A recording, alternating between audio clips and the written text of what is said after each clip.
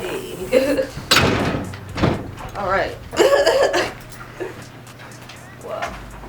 So we are officially inside of the future indie art house.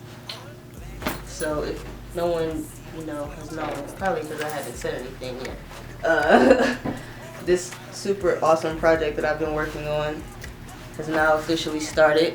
So for the whole, 3-4 months of quarantine, I've been trying to figure out how to officially grab my space for what I want to do with my shop, what I want to do with indie as a whole, and I chose my grandma's house. So we basically figured out how to close on a deal to get my grandma's house and keep it in the family.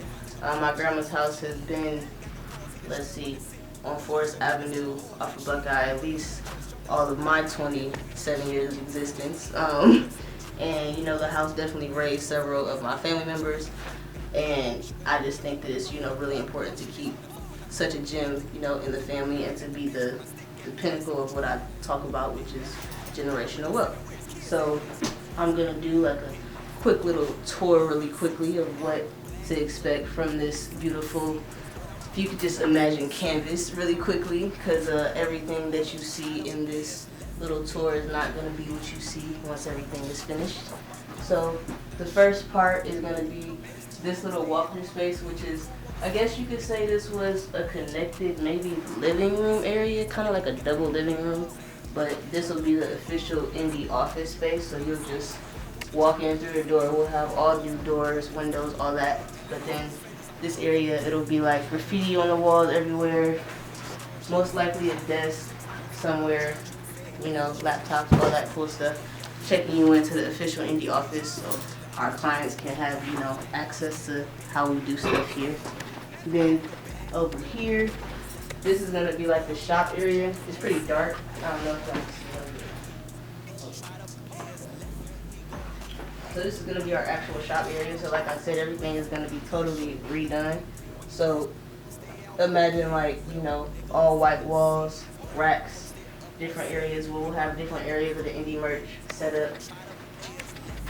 All walls are going to be covered with super dope graffiti. So we'll be linking up with different Cleveland artists to have them do different graffiti styles on every area. I want every area of the walls covered in cool graffiti. This area, we're about to go into the kitchen. I don't really want it to be a kitchen. The idea for the model of the home is for everything to kind of be artsy, aesthetically pleasing, but for the artist entrepreneur. So I don't really want a full kitchen, maybe just the fridge and the microwave, but this will be like a waiting area for the different studio spaces, so we'll have access to studio spaces in here. We're gonna redo this whole kitchen and make it just an area for you to chill and wait until maybe your studio space is available or all that stuff like that. In this area right here, you guys can see, this is my grandma's room, but we'll most likely make this a music studio. Have a booth set up somewhere, a producer area. I'm thinking we can actually build in things since, we have access to the space. This is the bathroom. Most likely we'll redo the whole thing. Add a shower in there. Just a really, really small shower, like a really small bathroom. Whole bunch of cool stuff is about to happen in the span of 9 months with this project. I'm about to take you guys upstairs really quickly.